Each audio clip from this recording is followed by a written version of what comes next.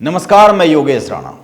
आप गौर कीजिए, राजनीति समाज को पहले टुकड़ों में बांटती है, फिर समाज के उन अलग अलग टुकड़ों के वोट का हिसाब लगाती है और फिर उस हिसाब से अपने हिस्से के टुकड़े में आने वाले लोगों को सब्ज बाग दिखाती है। इससे राजनीति करने वालों को तो लाभ मिल जाता है क्योंकि उनको वोट हासिल हो जाते हैं, लेकिन क्या कभी समाज के उन टुकड़ों को जिनको राजनीतिक व्यक्तियों ने वोट पाने के लिए अलग अलग हिस्सों में बांटा है, क्या कभी समाज के उन अलग अलग हिस्सों में रहने वाले लोगों को लाभ होता है? यह एक बड़ा सवाल है और मौजूदा दौर में तो यह सवाल और भी बड़ा हो जाता है क्योंकि ऐसा ही एक बंटवारा इस समय बिहार में शुरू हुआ है, हो चुका है। और सवाल यह किया जा रहा है कि इस बंटवारे से भाजपा को कितना नुकसान हो सकता है और भाजपा के विरोधियों को कितना लाभ हो सकता है, यानी नीतीश कुमार को कितना लाभ हो सकता है। लेकिन मैं कहता हूं कि यह बंटवारा खुद नीतीश कुमार के लिए ही एक राजनीतिक खाई साबित होने वाला है। आप समझिए, अभी मौजूदा समय में बिहार के मुख्यमंत्री नीतीश कुमार ने बिहार में जातियों की गिनती शुरू की है, जातिगत जनगणना शुरू की है। बताया जा रहा है कि इसका मकसद विकास की दौड़ में पिछड़ गई जातियों की तरक्की है, उनकी हिस्सेदारी को बढ़ाना है। लेकिन वो यह नहीं बता रहे हैं कि इसका एक मकसद 2024 के चुनाव में भाजपा को नुकसान पहुंचाने की जुगत भी है। आप कुछ बातों पर गौर कीजिए। साल 2005 में जब नीतीश कुमार पहली बार सत्ता में आए थे तो वो अक्सर कहा करते थे कि वह जमात यानी आम आदमी की राजनीति में विश्वास करते हैं, जात यानी जाति की राजनीति में भरोसा नहीं रखते हैं। लेकिन आज वो सीधे सीधे जाति की राजनीति पर उतर आए।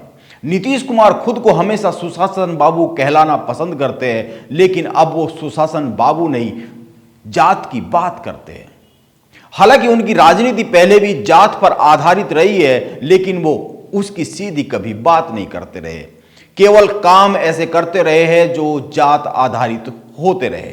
लेकिन अब वो सीधे सीधे जात आधारित बात कर रहे हैं।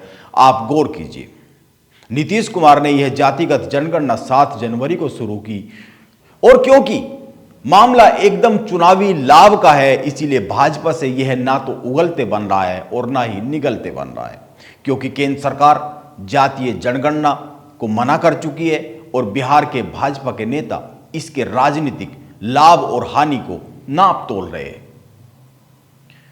आप एक बात पर और गौर कीजिए, देश में राष्ट्रीय स्तर पर आखिरी बार 1931 में जातिगत जनगणना की गई थी, जिसमें देश में ओबीसी की आबादी 52% थी।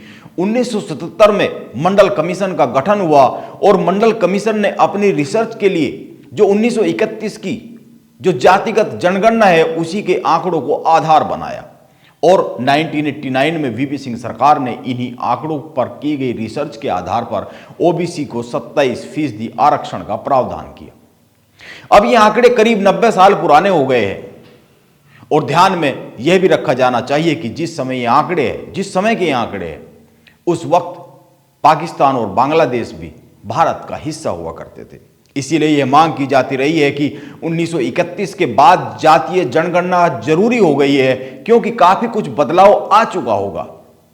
इसीलिए विकास में हर जाति की समुचित हिस्सेदारी के लिए उसकी सही जनसंख्या का होना बहुत जरूरी है, इसकी जानकारी होनी बहुत जरूरी है।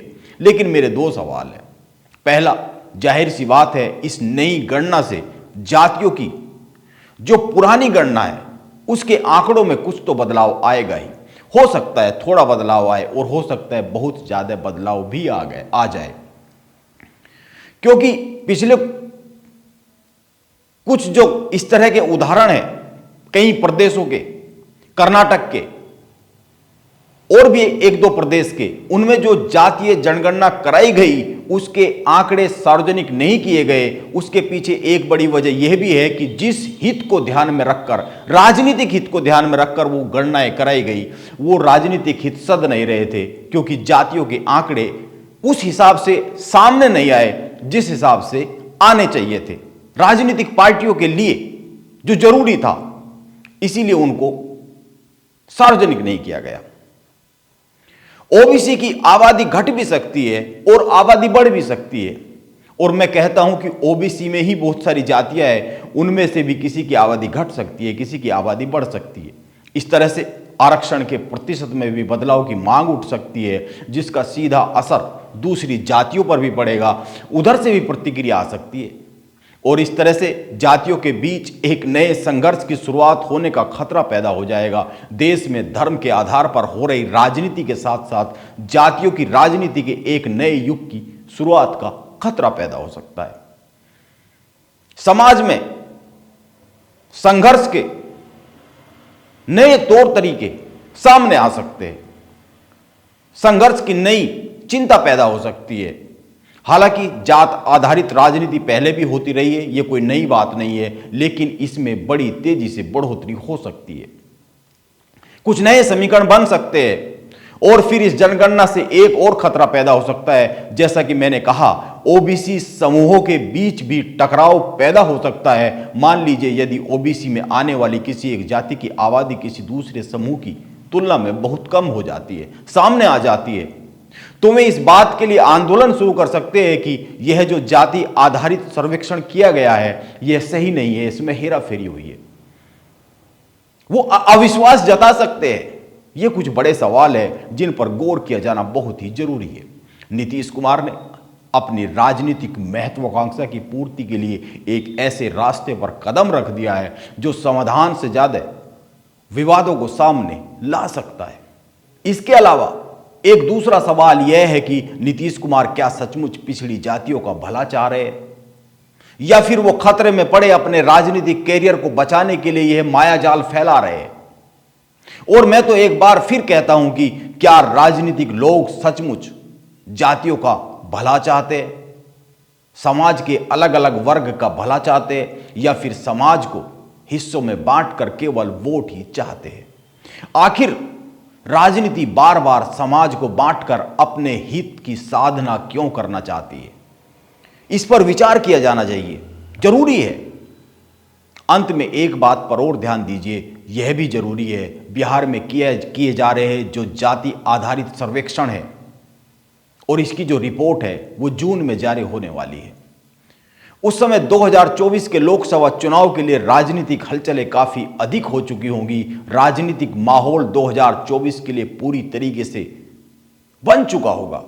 इसीलिए यह केवल शुद्ध तौर पर राजनीतिक लाभ के लिए नीतीश कुमार का फैलाया जा रहा मायाजाल है, ऐसा मैं मानता हूं। नमस्कार, आप बने रहे मेरे साथ।